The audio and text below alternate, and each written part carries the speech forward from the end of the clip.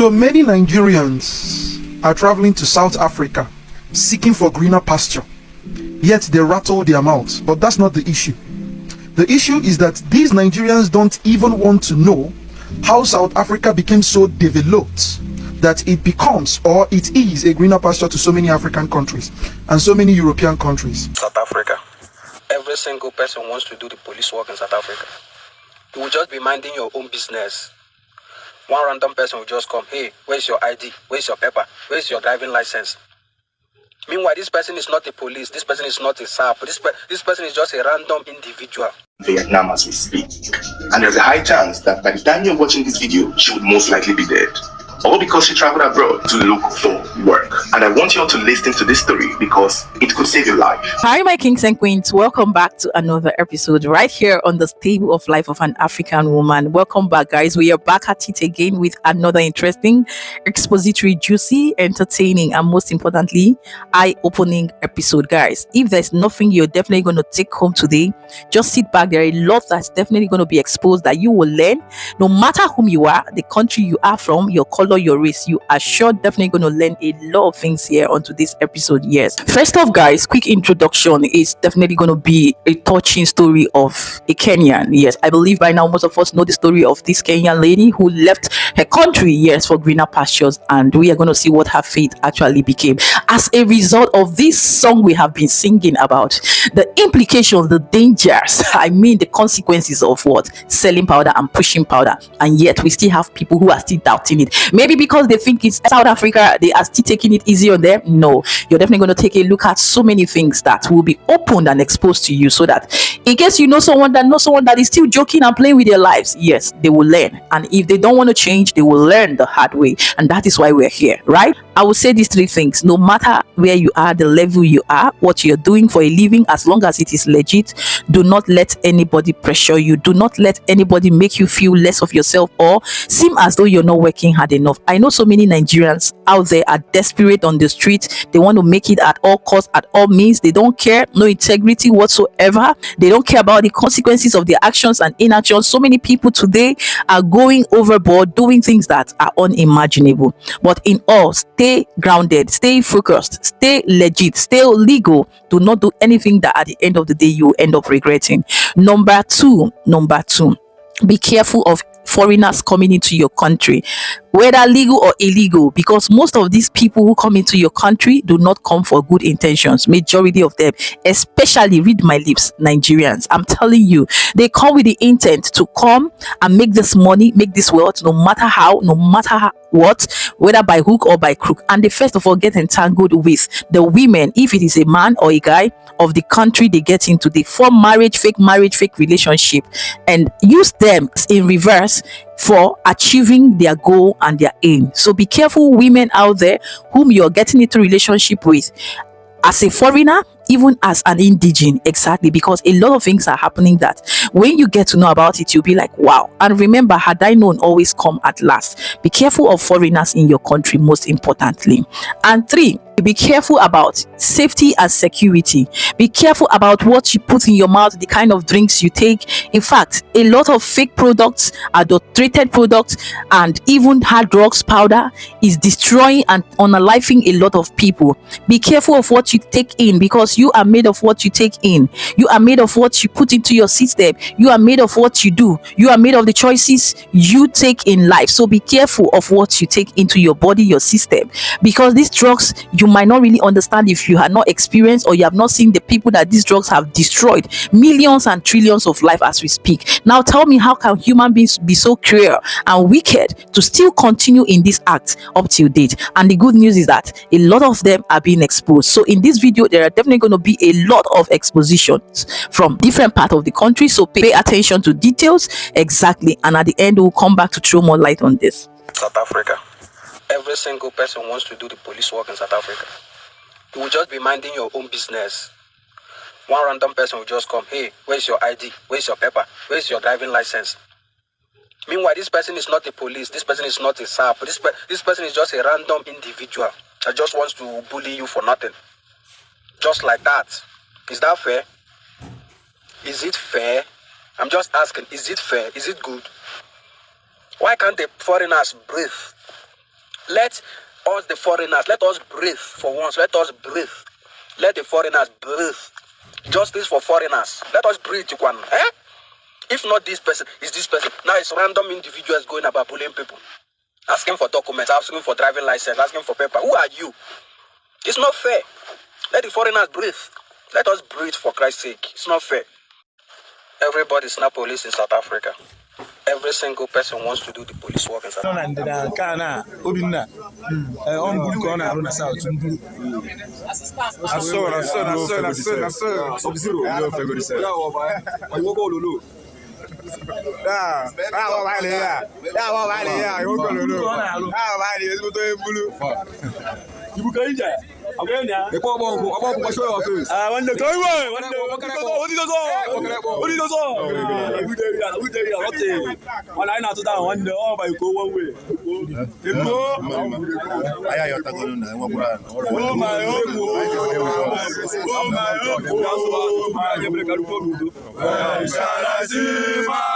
Where shall I see my home? Where shall I see my home? I will never forget my home. My home. Where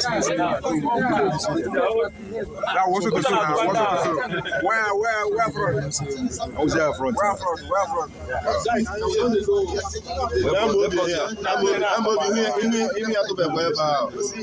A long day of operations, of processing, seeing some of the vulnerable points during this operation. In fact, this checkpoint seeing some vulnerabilities today as well. No, absolutely. It has been a long day, as you would say. You had seen what we do, and you had seen that the reason why we have several layers of checking is exactly to help us do this. People always take a chance. You know that you don't have the right documentation, and you know the BMA is here to make sure that we process legitimate travelers. If you're not legitimate, if you don't have the right documents, if you don't have a passport, or if your passport has expired, or anything that you know declares you undesirable to come into South Africa, you shouldn't even approach the port. But people keep trying, and as you had seen, we had to do some, detention here. We detained a few people, initially about 8, who needs to be taken to the office to be processed so that they are declared undesirable and never allowed to come into South Africa for 5 years. Now, that's the reason you saw the other ones that would leap off and run away, who escaped back into Zim, is because of their understanding of the consequences. Because if you are arrested in this manner and you are processed, then you lose your right to come into South Africa for the next 5 years. That is why that is happening. But you had seen that we have very limited resources, and that's why those two could leap back and run back into Zim. We're trying to do our best, but you can see that the spot being the biggest, we really need more. They don't have much money saved up. They've spent all their money. They like the lavish lifestyle, you see. They like going out. They like partying. They like fine dining. They like expensive clothes. They like driving expensive cars, rentals, mainly. So they have got much savings. So I am right. I was right. But my message was an educational message to the youth that there's more ways to make money than just doing crime or selling drugs. The Lord has given you a brain. Use it wisely. Do something productive with it. You will give me the drugs. You find if you can take it, never. I'm saying you will give me. Where am I going to get it? I'm not going to search for it. Where am I going to get it? You will give me. Do you understand what I'm saying? I understand what you're saying, but I'm answering you. Let me tell you something. Nigerians don't risk with their drugs because they will tell you that we paid a lot of money for us to get these drugs. So if you lose, we lose. Today is another hour of reckoning beckons for 37-year-old Margaret Nduta. Nduta could be spending the last hours of her life on the face of the earth if the government's last-minute efforts to save her from the lethal injection does not bear the result that her family so much crave. Nduta was arrested in 2023 at the Ho Chi Minh City airport in Vietnam, allegedly smuggling 2 kilograms of cocaine into the country. For that crime, Nduta was tried, convicted, and sentenced to the maximum penalty applicable, death. Her impending fate raised a collective campaign both online and through government machinery to implore upon the Vietnamese government to spare her life and allow her repatriation to Kenya. Don't blame Nduta. Nduta is not the only young person in Kenya willing to carry drugs and get some money. Most of the young people have reached a state of hopelessness and a state of helplessness. Kwa hivyo wakipewa 200,000, 300,000, 500,000 to carry drugs, for sure they will carry. I really hope that probably she carried without her knowledge, but even if she carried with her knowledge, I understand the situation. And every Kenyan should begin understanding the situation. The reason why the youth are available for misuse by politicians is because they don't have jobs. Angalia rally ya Ruto in Nairobi juzi. Vijana walikuwa wezi, robbers, and you think they wish it? South African arriving on the same flight. It's now brought the number of very similar arrests at the airport to 5 since January of this year. There's also been a medical examination. Let's get details from the SAPS. They have arrested 2 suspected drug mules at OR Tambo International Airport, bringing the total number of similar arrests at the airport to 5 since January this year. A 24-year-old Brazilian man and a 51-year-old South African woman who had travelled on the same flight from Sao Paulo, Brazil, were intercepted by our members upon their arrival on Thursday, 20th of March. Some 15 drug mules have been arrested at the OR Tambo International Airport, among them a man who swallowed cocaine stuffed in condoms. This is the 4th major drug bust at Africa's busiest airport this month alone. It comes as police and security cluster battle with ongoing robberies and other white-collar crimes. A plea for mercy. I'm pleading for everybody here. This is my first time. If you look my passport, this virgin passport, I've not done this thing before. I'm pleading. In his stomach, over 20 condoms filled with cocaine, weighing over 5 kilograms. He's coming from Brazil. He was transiting to Lagos. So he was intercepted upon arrival here at OR Tambo. So he swallowed a lot of drugs in his body. And another bust. This time, the drugs hidden in the soles of these shoes. So the drugs are inside the sole. Last Friday, cocaine worth over 7 million rands was seized. Weeks before that, a shipment of shampoo bottles stuffed. So these Wakoras who are hovering around here from some parts of Africa, which you know, saying they are married to our girls. They are not married to anybody. They are just cohabiting with our children. And you know, if I had time, I would tell you more of this. Our girls are being used as mules who carry drugs, criminals. And that name of we are married. So, sweetheart, let me take you out on a trip to Bangkok. And then they tell them, carry this. At the airport, when they are arrested by the police, these fellows disappear and leave our children with the bags carrying cocaine. It was not my first time because I've done the locals before. So I used to take them from Johannesburg to George. Then I come back and then I go to Durban as well. So now those the methods of training me and check that how brave am I? Yeah. You know, if I can take these things from abroad, how is it going to be? Because let me tell you something. Nigerians don't risk with their drugs because they will tell you that we paid a lot of money for us to get these drugs. So if you lose, we lose. Yeah. And we are going to lose more because we bought them with not just a cent. Your only job is to traffic them. Do you understand? So now, when they are teaching you to go locals, we call them locals, is how they're going to see how you can be able to take them outside and then you come back and how brave you are. And they just don't take anybody from any street. They just take intelligent people to take the bigger market. They call it a market. When they do their drugs, they don't just say it's a truck. They name the market. Yeah. The bigger market, the ones who carry the bigger market is those who are brave enough and then who are intelligent enough not to lose the market. But if they just send those who swallow them, normally they are the ones that they tip the police with them. You know? Let's say, for instance, we are 3 of us, we don't know each other. I carried the massive market. You swallowed the lower market. So when they get to the airport, they are the ones going to tip at the airport that somebody is carrying drugs from Brazil or whatever. Then the police is actually like looking at you. Why is I, Clementine, who is having a bigger amount of drugs will pass? You know? Hey, to all my Nigerians out there, man. Oweri Imo, okay?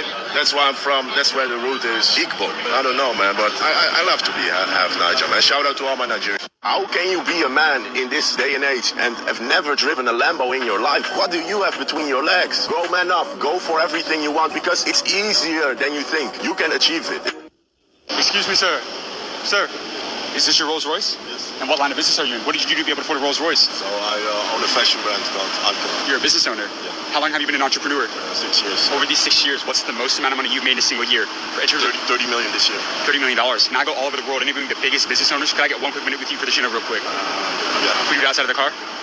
What is the deepest life quote that you've ever heard? Whatever you want, you can have it, as long as you're willing to bleed for what you're asking. Everything has a price. Your dream life has a price too. So the question is, are you willing to pay that price? To me, the answer was yes every time. When you were coming up, did you have a lot of haters? Too much, and still do. It's more people hate on what they gave up on themselves. To me, that was really hard in the beginning, but I'm very happy that inside my mind, I'm a very stubborn kid. So if someone says to me, you can do it, don't do it, I want it twice as much. And I can tell you, with the hand on my heart, there's no better feeling than proving the ones wrong that doubted you. Did you buy this Rolls Royce cash? Yeah, so we're here in Dubai, and in Dubai, a lot of transactions happen cash. Literally $600,000 in bricks of cash. So you bought this for $600,000? Yeah. When did you move to the UAE? 20 years old during COVID. What's your favorite part about being a business owner in the UAE? Principle of who not how. For me, it was impossible to do millions a month if I stayed in the Netherlands. That's why I love it, because everyone here thinks bigger. You will only go as big as you allow yourself to dream. I went in 1 year from living in my old small Amsterdam apartment, 3K a month, to a new penthouse, 10K a month. Went from a Range Rover to a Lamborghini Urus, bought another Lamborghini Performante, bought a Rolls Royce Cullinan, I had a Rolex Datejust, then I bought multiple day dates, I bought a Richard Mille, got this crazy Dubai mansion, $70,000 a month. I got an Amsterdam office now full of employees. Samuel Onoa and his brother apparently have been arrested in Dubai, here in the Palm, for smuggling 250 kilograms of white powder. Now, at face value, I would like to believe that this is a marketing campaign strategy, because, I've been out and about for the last few days here in the Palm. I haven't heard any single person talk about it in Dubai. However, I hear this is all on Twitter and on TikTok, so it's starting to make me think that this might be a marketing campaign. But if it is true, sometimes you might be envious when you look up to people, thinking they're doing something right, or you buy the course and you're not doing as good, and you beat yourself up to it. But when the reality is that they're doing something else that they're not telling you, that's how they're making their money, right? Because if this story is true, I would want to believe that it's not. I don't want this to happen to those guys. What I've seen of them, they seem like really upstanding guys. They're really cool. But if this is true, then it means that the money that they have is being earned in this way. Because 250 kilograms, there's no way that is for recreational purposes. No way. That is business. So I just hope this is not true. I hope it's a marketing campaign. And I wish Samuel Onoa and his brother to actually come out and be like, yo guys, we're just joking with you. But if it's true, it is really embarrassing to the e-com community especially. I think people now don't know who else to believe at this point.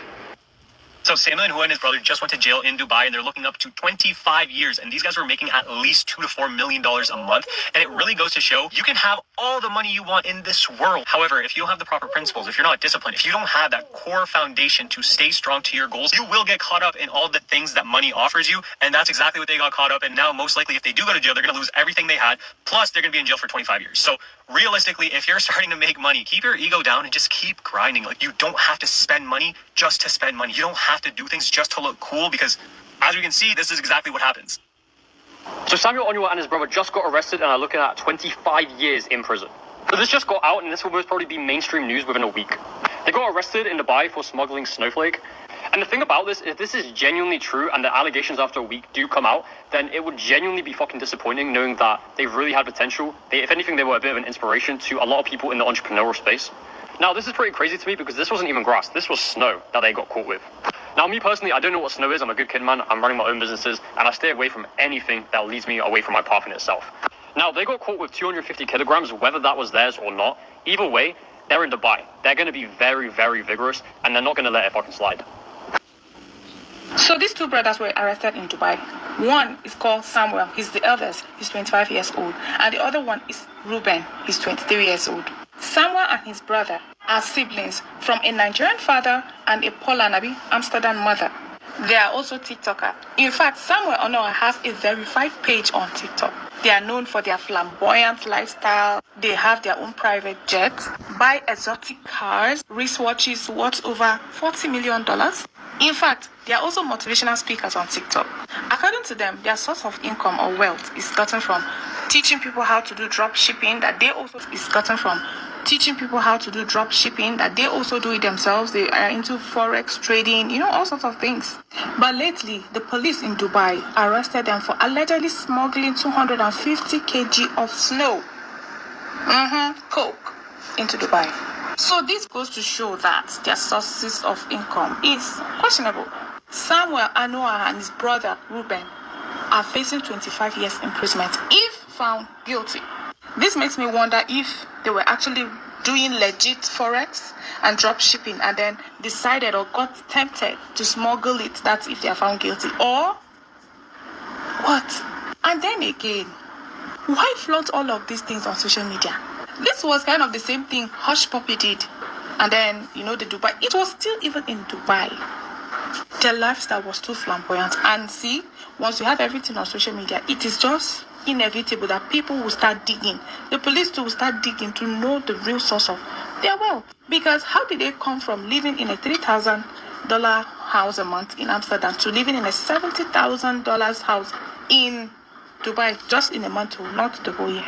It is these kinds of lifestyle that makes some people get intimidated, oppressed, or, go into depression. 20-something years old, and they have this much money in a month, $100,000 to $700,000 to $1 million in a month. That's how much they said they make.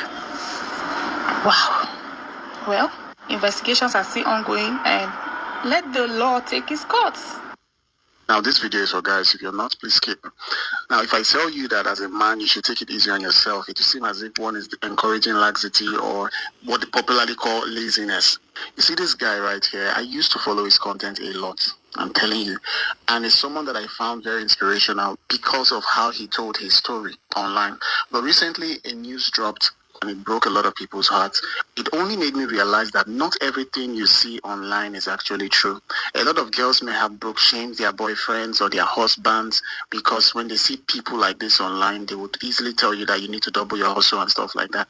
While as the person you are mocking may just have been doing life the right way. And sometimes, if not most of the times, big success takes time.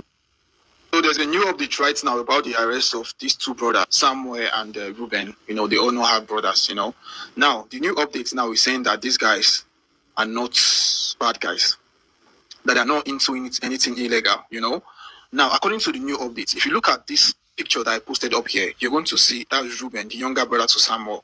Now, this is where he was buying some DJ set that they wanted to use for some party in their home.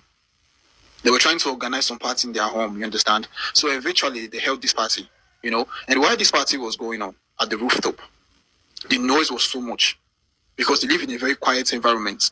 The noise was so much to the extent that some of the neighbors in the neighborhood had to call the police and report, lay complaint about noise and all that. And the police came over, police pulled up, and the police did not storm into the building immediately. Police was outside observing and trying to figure out what was going on.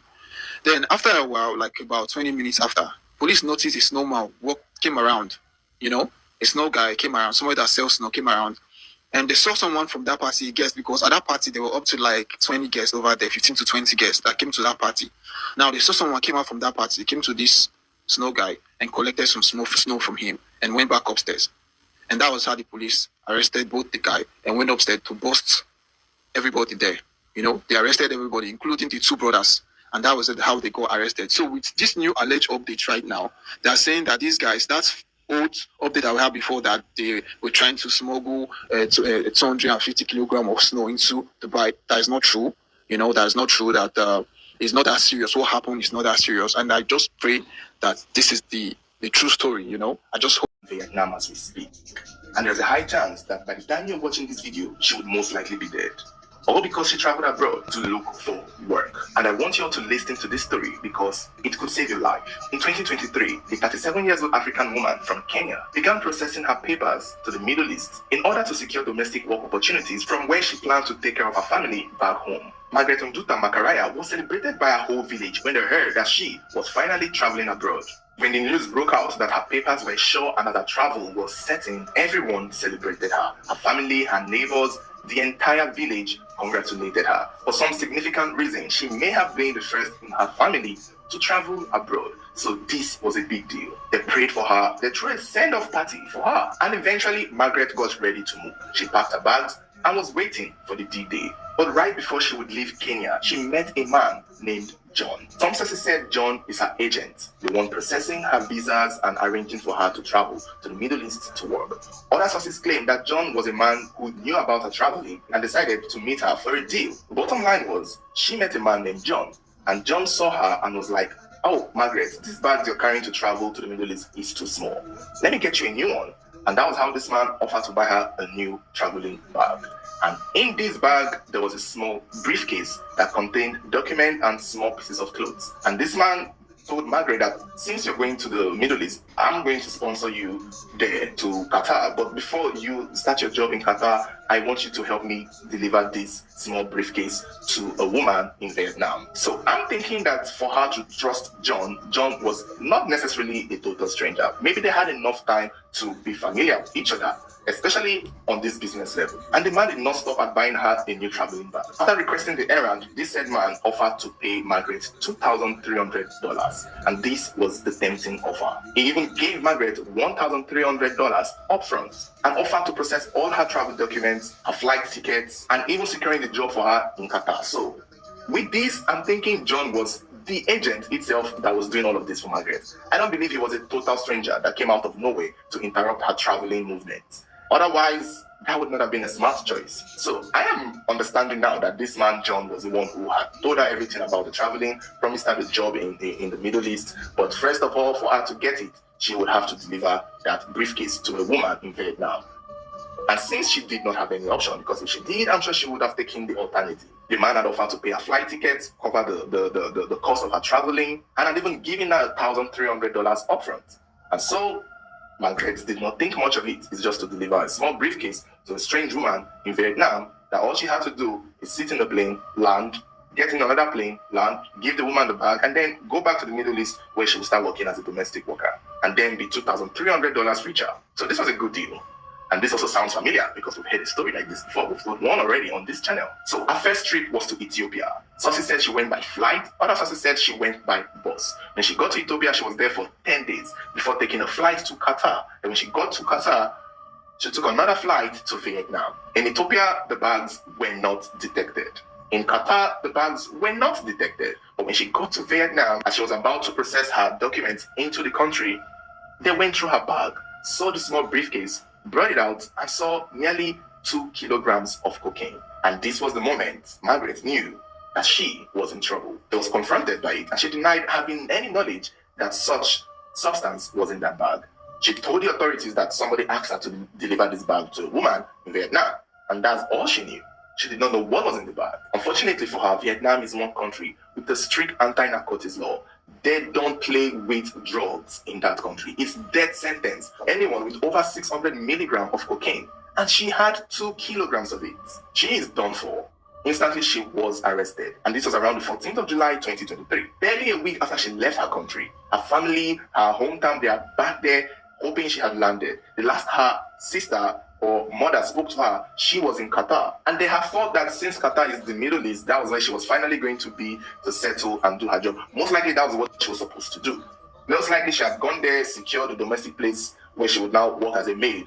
Eventually, she still had to go and do one last job, and that is to deliver the briefcase in Vietnam. She was immediately arrested. Her case began trial. I'm not sure when it became big news. I'm sure it may have gotten viral at that time in 2023, but right now in 2025, after she was sentenced to death by lethal injection in March, the story is resurfacing.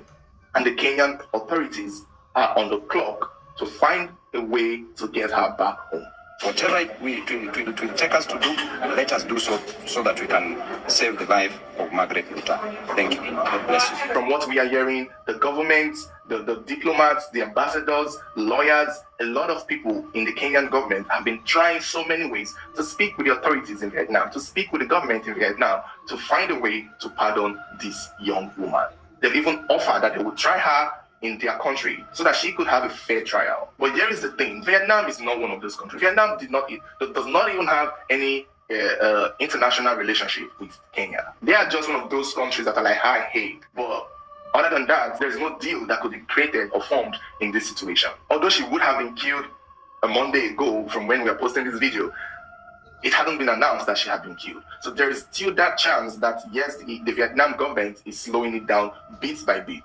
It's unclear the negotiations going on, as at the time of making this video, her death has not been announced. She should have been executed as at the time of making this video, but no news have come out. So many Nigerians are traveling to South Africa, seeking for greener pasture. Yet they rattle their mouths, but that's not the issue. The issue is that these Nigerians don't even want to know how South Africa became so developed that it becomes, or it is, a greener pasture to so many African countries and so many European countries. A number of Nigerians will say, yes, it is because of the white people there. But listen, have you truly asked yourself the reason white people came to South Africa and became one with South Africans? Once again, let me reveal to you people another secret of South Africans, and I must plead with my South African brothers and sisters, please give me the permission, as what we all are looking for is a better Africa, right? Now, Nigerians, listen to me. Sit down, children. Let me teach you something using South Africa as a reference. Do you people know what we call Ubuntu? Did I call that right? Ubuntu. Ubuntu. Now, if you don't know what Ubuntu is, that means you don't watch cartoons. And I've told you people, Nigerians, rather than watching all these your stupid Nigerian movies that teach you people nothing, that reduce and dwindle and retrogress your IQ, it is better you subscribe to all these cartoons, all these Western cartoons. You will learn a lot. I learned the meaning of Ubuntu from Lion King, Kion series. A very simple thing. Now listen, what does Ubuntu mean? Ubuntu means a number of things.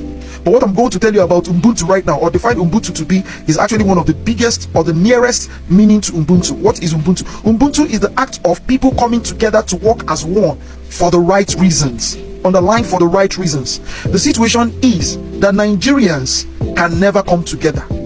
They can never work together. And perhaps if a situation, probably a miracle, is heralded and you see them working together, it is usually for the wrong reasons. What are the wrong reasons? Selfish reasons, self-benefits, not a collective benefit. That is one of the things you have to understand about South Africans. Working together for the right reason, irrespective of race, skin, culture, blah blah blah. Because you know the problem in Nigeria is that we are into all these this ethnic group, this is my ethnic group, Yoruba, Hausa, blah blah blah. You must work. A Yoruba man must work together with a Yoruba man. An Igbo man thinks a Yoruba man is this, or an Hausa man is not knowledgeable enough. That is a big problem. Listen, it's not by working hard, it's by working together in love. That is the secret to South Africa. Simple. Ubuntu. You know, when I pointed out and told you people that nothing in Nigeria should be trusted, a number of people were like, what? Churches, hospitals, pastors, priests, professors, all the academic juggernauts that you see, as long as he says he is a Nigerian, consider him a criminal. When I told people that even institutions, even civil institutions in Nigeria are also embraced with criminality, a number of people thought I was, please, let's get straight to the point. Watch this video. Just watch this video. For over 10 years, from 2014, I left that because I did not want First Bank to be removed from my hometown. Then over time, as the Lord will have it, upon arrival into Nigeria, from the airport I went straight to Abuja to pick some funds. 55 million in a savings account had disappeared. And that was what triggered this. They said I had just made a withdrawal at Ozako. I said it couldn't have been possible. They triggered an investigation, and it happened that indeed bank officials had withdrawn 55 million in 6 installments of 10 million and 5 million respectively, of which they accepted. They accepted responsibility, and it took about 1 week for the funds to be returned to me. It was then I became very afraid, as anybody would. Then I wrote to say I wanted to terminate my fixed deposit. This is First Bank of Nigeria. Now, this is the most reputable bank in Nigeria. This bank stood the test of time. This is the only bank that stood even when other banks were failing, even when other banks were crumbling, even when other banks were folding. The First Bank of Nigeria is the most trusted bank you can ever see. But what are we seeing here? Obviously, this is not a Ghanaian making this testament. This is a Nigerian making this testament. To see that there is criminality everywhere in Nigeria. You come to church, there is criminality. You come to banks, there is criminality. You come to schools, there is criminality. You come to hospitals, there is criminality. These are the things I tell. See, let me tell you, because he's a pastor does not mean you should exonerate him from criminality. Because he's a professor does not mean you should exonerate. See, one of the greatest, the people that I've seen to exhibit the highest level of criminalities are pastors and professors in Nigeria. Because he's a lawyer does not mean he is devoid of criminality. Because he's a medical doctor does not mean, if you think I'm lying, go and ask Botswana people or Botswanans.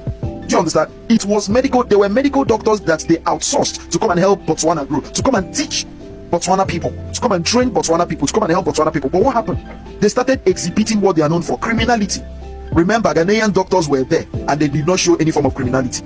But now, once you bring that, see, that's why I say, forget that he's a pastor, forget that he's a priest, forget that he's a professor, forget that he's a medical doctor, forget that he's an engineer, forget that he's a lawyer. All these things don't matter.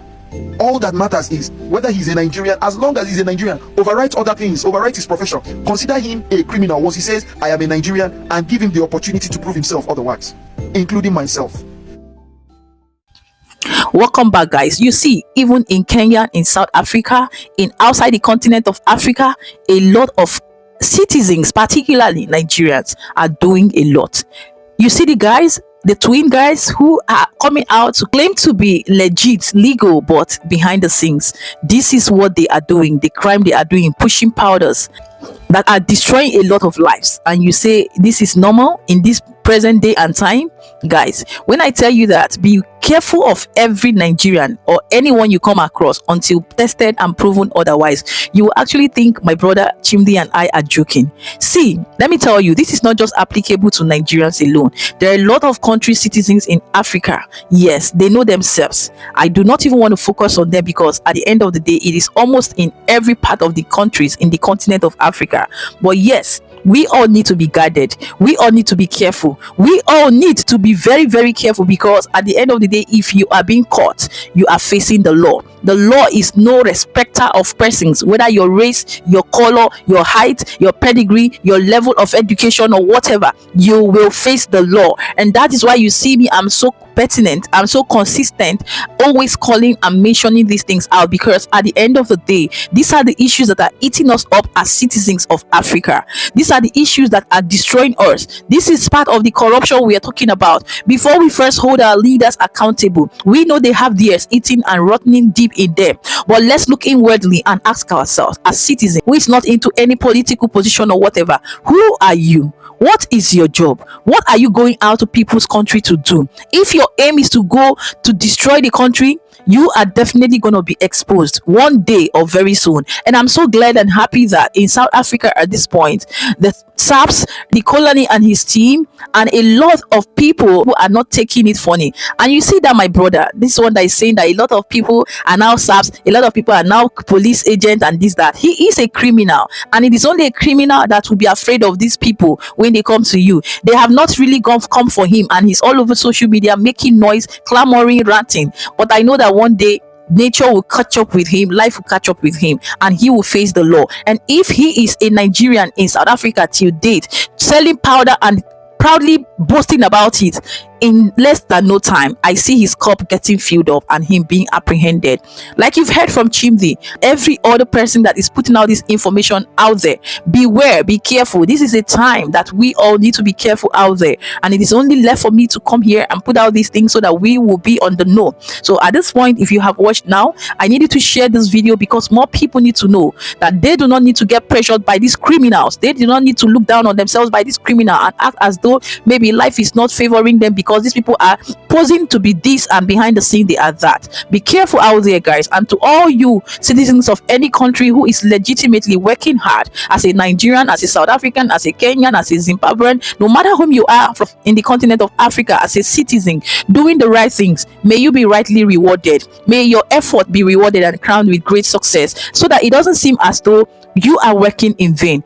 In less than no time, your efforts will be rewarded and you will succeed the end of the day. So stay guarded, stay careful, and pay attention to your environment. The world is evil, the world is deadly, the world is dangerous. Okay, this is me wishing you nothing but the very best out there, and let me know what you think about these expositions based on today's episode. And yes, that is what we have for today. Like I said, subtle reminder, if you are yet to like this video, kindly hit on the like button, share and subscribe, and let me know your thoughts, your opinion, your input, your objectives down in the comment section, and let's have this conversation rolling.